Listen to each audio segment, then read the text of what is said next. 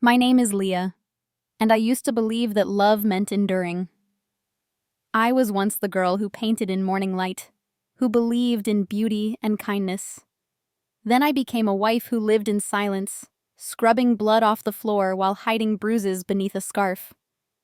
But on a rainy night on Franklin Street, I made a decision. Silence is a crime.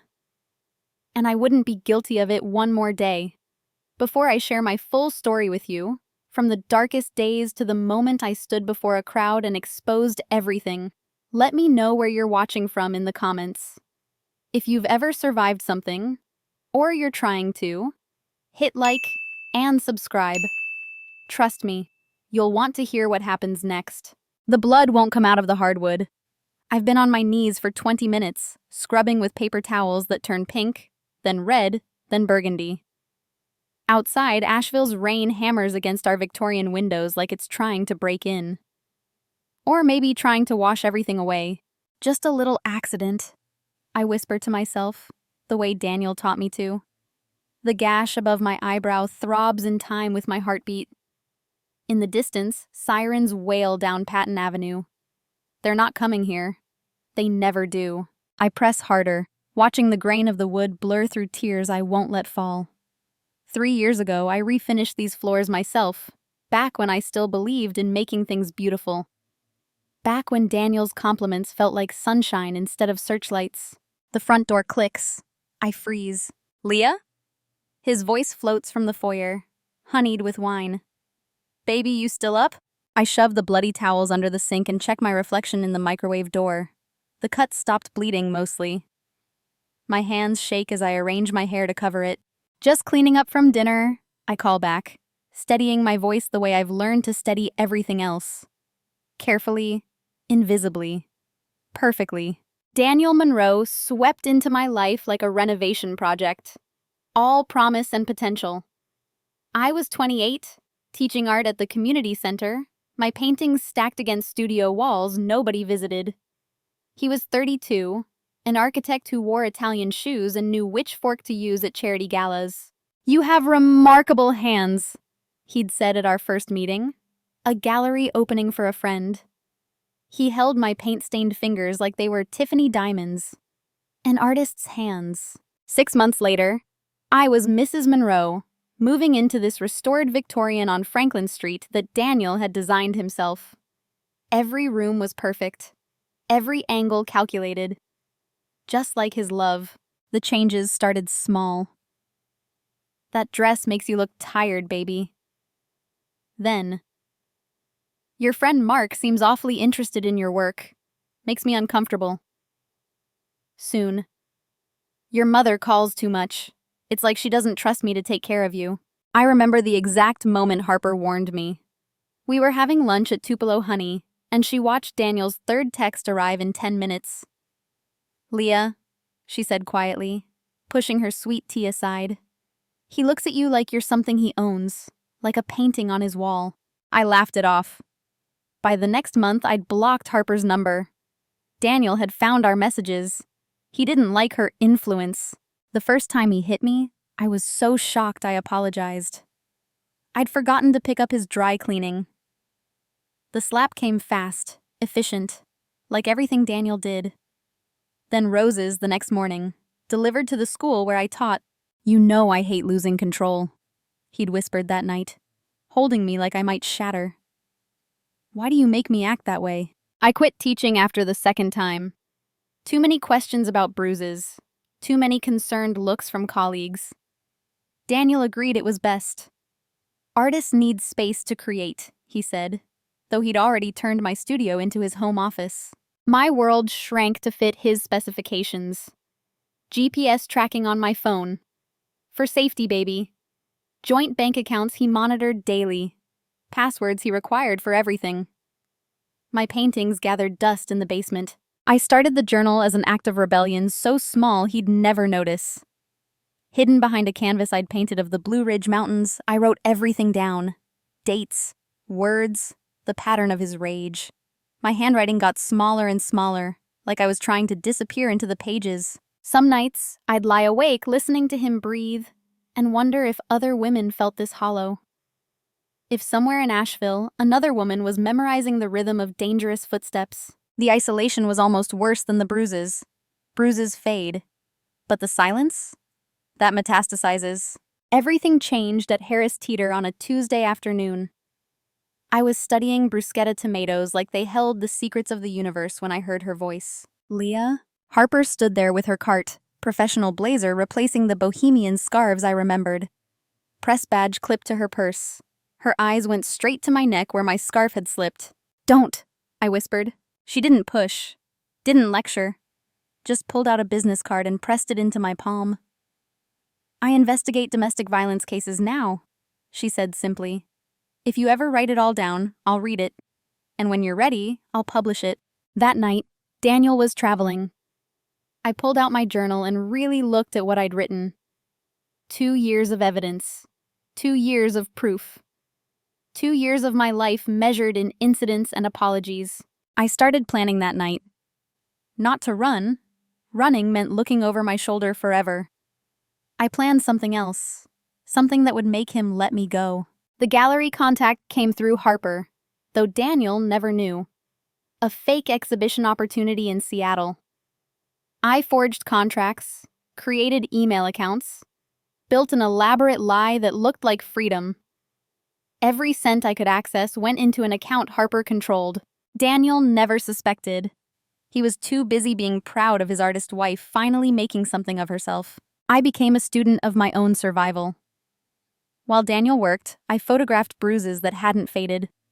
I learned about chain of custody from Harper's articles. I practiced staying calm when he raged, knowing the tiny camera I'd hidden in our bedroom's smoke detector was recording. The night I got what I needed, Daniel had been drinking bourbon since lunch. Something about a contract falling through. I knew the signs. The way his jaw clenched, how his fingers drummed against his thigh. "You think you're so fucking smart," he snarled, grabbing my wrist hard enough to leave marks. "Think anyone would believe you over me? I'm Daniel Monroe. You're nothing. A failed artist playing housewife."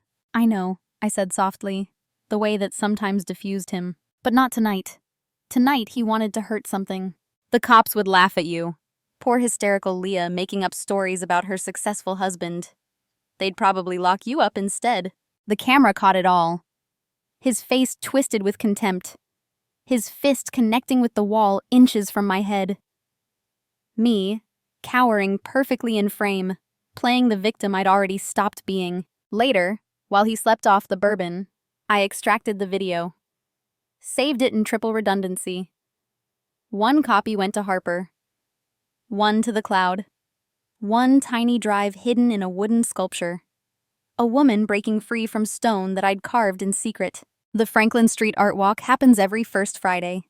I scheduled my exhibition for November's walk, when crowds would be thick and witnesses plentiful. The gallery, a converted warehouse space, hummed with possibility. Daniel arrived at 7 sharp, suspicious but not enough to stay away. He needed to maintain appearances. The architect with the artist wife. The perfect couple. "Quite a turnout," he said, scanning the crowd. His hand found my lower back, possessive. "I don't recognize anyone." "Art brings all types together," I managed, watching Harper position herself near the projection wall. 2 women I'd never met flanked her. Later, I'd learned they were Sarah and Monica. Daniel's practice runs from college. We'd found each other through Harper's careful networking. At 7:15, I stepped to the microphone. "This piece is called Evidence," I announced. "It's a mixed media installation about truth." The first video played on the gallery's white wall. Daniel's voice boomed through the speakers. "Think anyone would believe you over me?" The crowd went silent. Daniel's hand tightened on my back, but he couldn't leave. Couldn't make a scene. Not here. Not with everyone watching. The videos kept playing. 2 years of escalation compressed into 7 minutes of horror. Around us, people pulled out phones, recording, witnessing, making it real. The police arrived at 7:23. Harper had timed it perfectly. Daniel's mask finally slipped. "You fucking bitch," he hissed as they cuffed him. But everyone heard. Everyone saw. The restraining order felt like paper armor, thin but official. Daniel's lawyer was everything we'd expected. Expensive suit, measured threats about defamation, confident smiles. But videos don't lie, even when lawyers do. My mother's reaction cut deeper than any bruise. "Smart women don't let men hit them," she said over coffee, her voice thick with disappointment. "What did you do to make him so angry?" I moved in with Harper while the lawyer circled. Her apartment smelled like ink and justice. She worked late into the night, crafting the story that would run in 3 papers simultaneously. The headline read, "Freedom doesn't come from law. It comes from preparation." The emails started 2 days after publication. Women from Charlotte, Raleigh, Knoxville. They'd seen the story. They had questions. They had hope. "I've been documenting for 6 months," one wrote. "I thought I was crazy." "My sister needs to see this," wrote another. "She thinks she's alone," I answered every one from Harper's couch, wrapped in a blanket that didn't smell like Daniel's cologne. Sometimes I cried. Sometimes I felt nothing. Healing, I learned, isn't linear. It's messy and strange and full of setbacks. But slowly, I started painting again. Abstract at first, just color and movement. Then forms emerged. Women rising, birds taking flight, storm clouds breaking. The trial would take months. Daniel would probably get probation. The system wasn't built for justice. But I wasn't waiting for the system anymore. The community art space opened 6 months later in a converted church off Charlotte Street. Nothing fancy, just tables, easels, and natural light streaming through old stained glass. A safe place to create. The wooden sculpture sat on a shelf near the door. The woman breaking free from stone, the one that had hidden evidence of my survival. Now she watched over others finding their way out. "I call it art therapy," I told the reporter, though it was really just women painting their truth. Some came with fresh bruises. Others carried scars decades old. We didn't push. We just provided space and supplies and witness. Harper ran workshops on documentation and legal resources. A lawyer friend offered pro bono consultations. Slowly, we built something Daniel could never touch. A network of women who refused to disappear. The young woman appeared on a Thursday, clutching a manila envelope like a life preserver. 22, maybe. Eyes that knew too much. "I have videos," she whispered, glancing at the door. "But I can't. I don't know how to watch them." I recognized the look, the weight of evidence you're not ready to face. "You don't have to watch them today," I said, guiding her to a chair. "But keep them somewhere safe, somewhere you'll remember when you're ready." She stayed for 3 hours, painting purple storms that slowly gave way to sunrise. Before leaving, she touched the sculpture by the door. "She made it out," she said. Not a question. "We all do," I answered, "in our own time." A year later, Franklin Street looked different. Or maybe I did. The galleries still opened for First Friday, but now I walked without checking over my shoulder. The November wind carried possibility instead of dread. The exhibition was smaller this time. Real art. Paintings born from pain but reaching toward light. Women's faces emerged from abstract swirls. Hands breaking chains made of flower petals. Hope rendered in acrylic and oil. "These are powerful," a collector murmured, studying a piece called After the Storm. I almost told her the whole story. How each brushstroke was a small act of reclamation. How the red wasn't just paint. But some stories don't need words. Daniel had taken a plea deal. 2 years probation. Anger management. Stay-away orders. His architecture firm quietly let him go. He moved to Charleston, I heard, starting over with someone new. I tried not to think about her. The email that changed everything came on a Tuesday. "My name is Claire. I saw your story last year. Today I left. I'm free." Attached was a photo of her own wooden sculpture, a bird taking flight. She'd hidden her evidence inside it, just like I taught in workshop. Another woman armed with truth, choosing survival. That night, I stood in my new studio, a converted garage with perfect light. Canvas waited, blank and patient. I picked up my brush and began. Outside, wind rattled the windows. But I wasn't afraid anymore. Wind meant movement, change, freedom. And on Franklin Street, I'd learned to fly. The workshop still meets every Tuesday. Yesterday, a woman brought her teenage daughter. I want her to know the signs, she said simply. To never accept what I did. We painted together. 3 generations creating, healing, refusing silence.